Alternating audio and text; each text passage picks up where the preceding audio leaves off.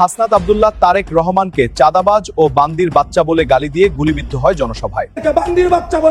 এইভাবে হাসনাত আব্দুল্লাহ তারেক রহমানকে গালি দেওয়ার পরই তার উপর ঝাঁপিয়ে পড়ে বিএনপি কর্মীরা গুলিবিদ্ধ করে হাসনাতকে। এদিকে আজ হাসনাত আব্দুল্লাহ নির্বাচনী জনসভায় তারেক রহমানকে নিয়ে কড়া হুঁশিয়ারি দিয়েছে।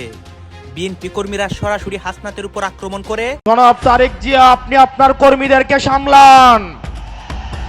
এই লাগামহীন কর্মীদের কারণে আপনার অধঃপতন আসন্ন। ঋণ খেলাপি, ব্যাংক ডাকাত, দুর্নীতিবাজ, চাঁদাবাজদের জন্য আমরা পরবর্তী বাংলাদেশ জাহান্নাম বানিয়ে দেব ইনশাআল্লাহ। আমাকে বিভিন্নভাবে ভয়ভীতি দেখানোর চেষ্টা করেছে, কিন্তু হাসনাত আব্দুল্লাহ কখনো কোনো ভয়ভীতির কাছে মাথা নত করবে না। তারেক জিয়ার ফাঁদে পড়ে ভিপি নূরের নির্বাচন রাজনীতি সব কিছু এলোমেলো হয়ে গেল। ভিপি নূরের সবকিছু শেষ, তার নির্বাচনের পরাজিত হওয়াটাও একদম নিশ্চিত হয়ে গেল। আজকে বাংলাদেশের সেরা দুই টোকাই নিয়ে আলোচনা করব।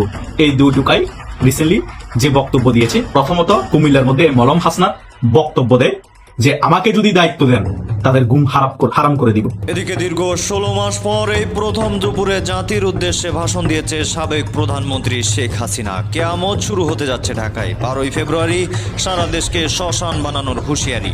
নির্বাচন পণ্ডুল করতে ভয়ানক প্ল্যানে মেতেছে ভারতে বসেই। ঢাকার রাস্তায় 20 থেকে 25 লক্ষ গেরিলা নামানোর আদেশ। একদিকে শেখ হাসিনা ভারত থেকে ভয়াবহ ঘোষণা দিয়েছে, অন্যদিকে আজকে হাসনাত আব্দুল্লাহ নির্বাচনী জনসভায় তারেক রহমানকে নিয়ে কটূক্তি করে ভয়াবহ বিপদের মুখে পড়ে।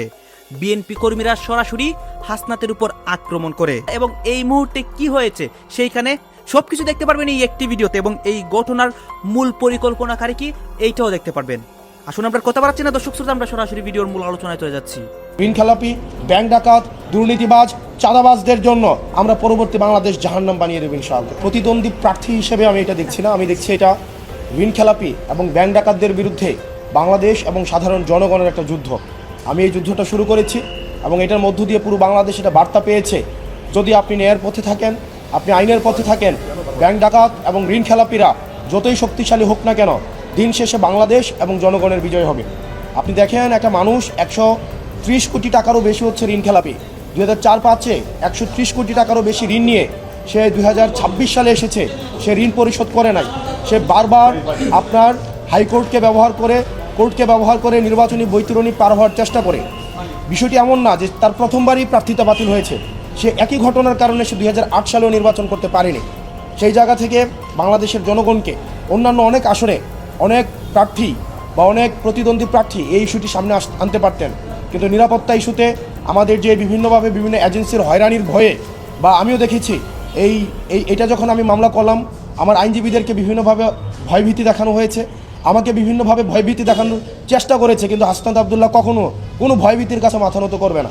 আমাদের এই যে লড়াইটা ছিল, এই লড়াইটা হচ্ছে এই ব্যাংক ডাকাতরা যারা লক্ষ লক্ষ কোটি টাকা বিদেশে পাচার করেছে, দেশের টাকা মেরে দিয়ে যারা জনগণের সেবা করতে আসে শুধুমাত্র নির্বাচনের সিজনে, তাদের কাছে আজকে একটি স্পষ্ট বার্তা গিয়েছে যে বাংলাদেশের জনগণ এখন জেগে উঠেছে, তারা সচেতন হয়েছে।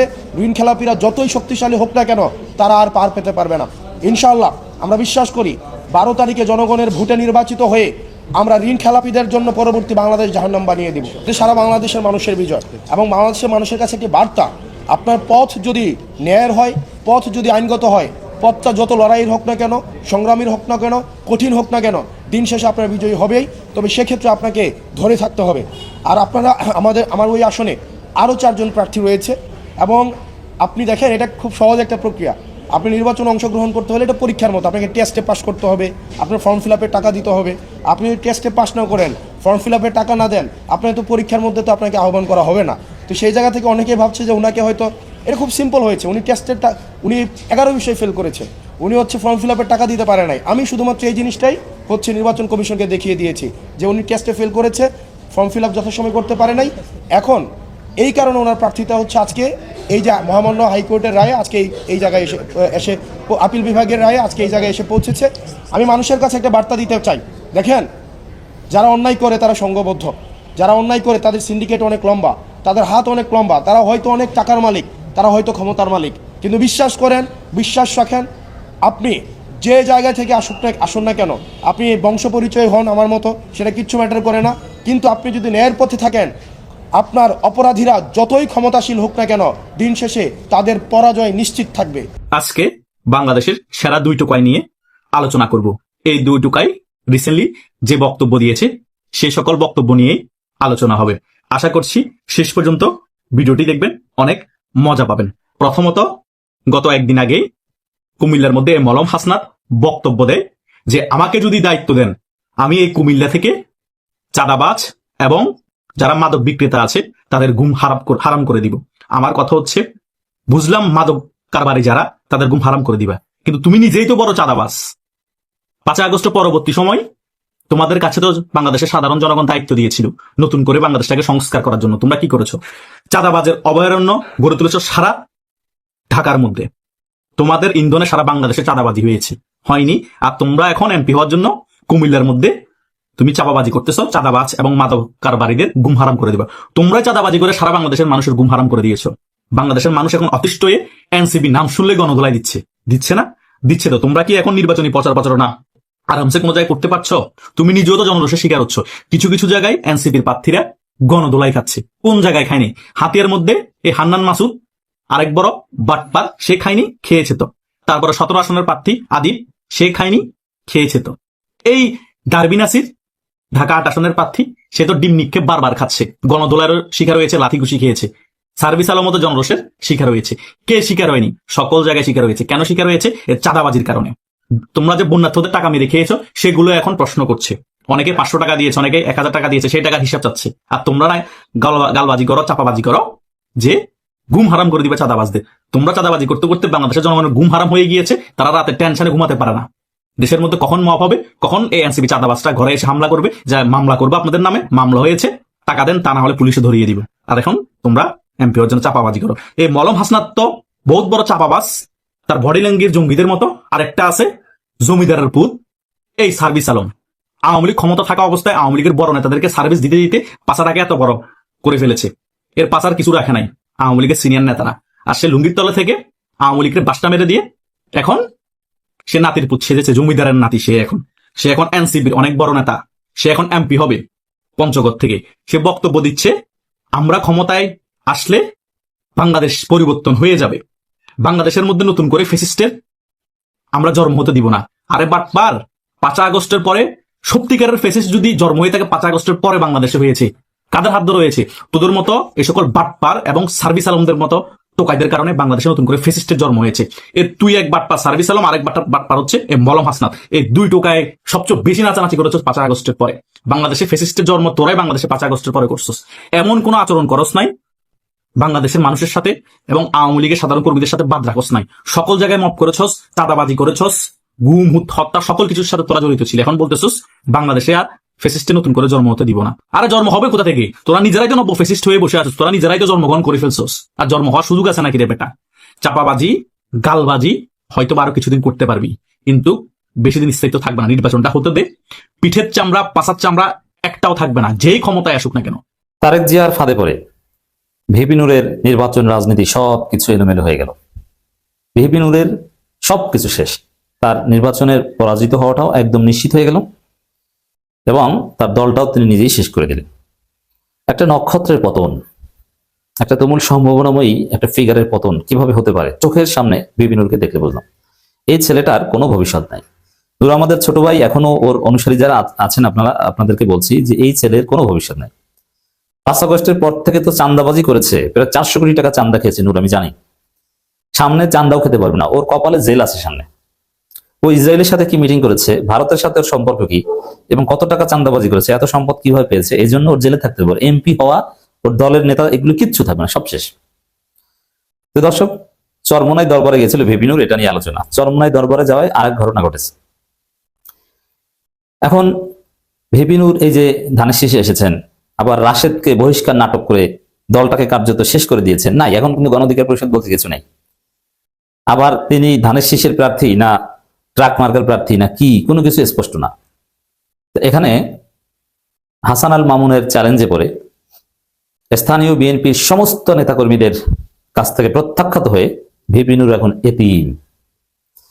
এতিম হয়ে নিজের বাপ চাচাদের কাছ থেকে, বাপ তো নাই, বাপ মারা গেছে, এর মানে হচ্ছে ভিপি নুরের যে দল ওটা মারা গেছে। আর ভিপি নুরের চাচা হচ্ছে বিএনপি। চাচারা গলা ধাক্কা দিয়ে বের করে দিয়েছে। চাচারা সবাই হাসান আল মামুনকে আপন করে নিয়েছে। চাচাদের গলা ধাক্কা খেয়ে ভিপি নুর গেছে চরমনাইয়ের কাছে, খালুর কাছে, যে খালু চাচারা তো আমাকে বের করে দিয়েছে, আপনি আমাকে বাঁচান। খালু বের করে দিয়েছে, চরমনাই ভিপি নুরকে কার্যত বের করে দিয়েছে। কি বলছে, বাবা তুমি প্রার্থী, তোমাকে শুভকামনা জানাই, কিন্তু ওখানে তো আমাদের হাত পাখার প্রার্থীও আছে। তার মানে চরমনাই দরবারে মূলত গিয়েছেন কি জন্য, ওটা তারেক রহমান যেতে বলেছে। কেন গিয়েছে এটা তো সহজেই বোঝা যায় যে কেন গিয়েছে। খুব ভেরি সিম্পল, যে জামাতের সাথে চরমনাই জোট নাই, এখন চরমনাইয়ের সাথে আংশিক সমঝোতাও যদি বিএনপি করতে পারে, এই চেষ্টা তো বিএনপি করেছে বা করবে।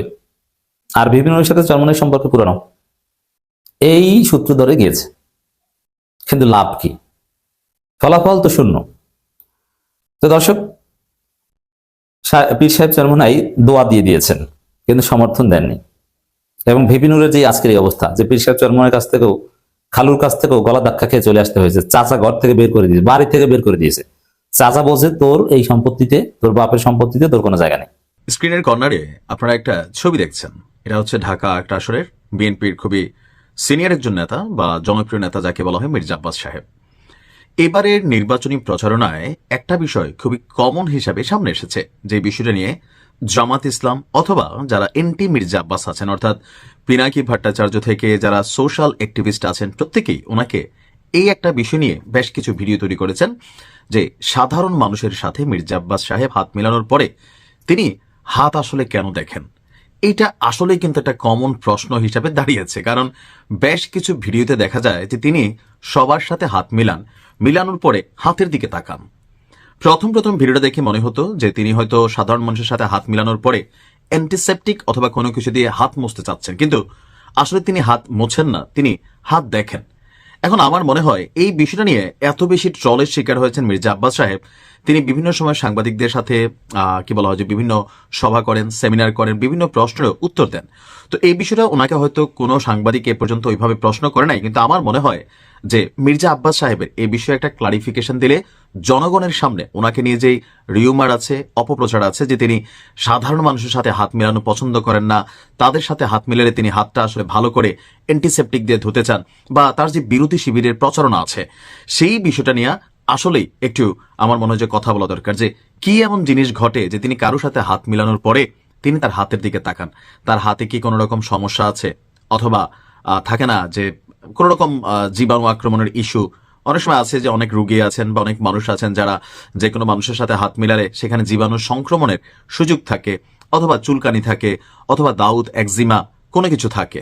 তো এই ভিডিওটা করার উদ্দেশ্য হচ্ছে, নিশ্চয়ই আমার মতন শত শত না, হাজার হাজার লাখ লাখ মানুষ আপনার মির্জা আব্বাসের হাত মিলানোর এই ভিডিওগুলো আপনারা দেখেছেন। আপনাদের মনে যেমন প্রশ্ন, আমার মনেও আসলে খুবই স্বাভাবিক প্রশ্ন, যে এই একটা বিষয় খুবই কমন ফ্যাক্ট, খুবই কমন। তিনি যেখানে যাচ্ছেন হাতও মিলাচ্ছেন, এমন না যে তিনি হাত মিলাচ্ছেন না, মিলাচ্ছেন। ইভেন মাঝে মাঝে এমনও ভিডিও হয় যে ওনার সাথে হাত মিলানোর পর উনি যখন হাতের দিকে তাকান, যেই ব্যক্তি হাত মিলায় ওই ব্যক্তি কনফিউশনে পড়ে যায় যে ওনার হাতে কিছু ছিল নাকি যেটা মির্জা আব্বাসের হাতে লেগে গেছে। গত পরশুদিন একটা ভিডিওতে দেখলাম একজন ভদ্রলোক, তিনি মির্জা আব্বাসের সাথে হাত মিলানোর পর তো আব্বাস সাহেব যখন হাতের দিকে তাকাচ্ছিলেন, ওই লোক দুইবার এসে হাত চেক করে শিওর হলেন যে না, তার হাত থেকে আসলে মির্জা আব্বাসের হাতে কোনো কিছু লাগেনি। বাট আমার মনে হয় এটা কোনো না কোনো একটা ফ্যাক্ট। আবার হতে পারে ধরেন মানে মুদ্রা দোষ থাকে না, যে এক একজনের এক এক রকম মুদ্রা দোষ থাকে।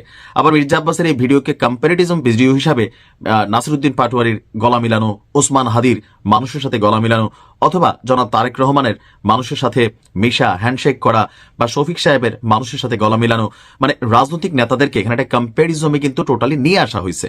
তো এই বিষয়টা নিয়ে আসলে কেউ ওইভাবে প্রশ্ন করেন না ওনাকে।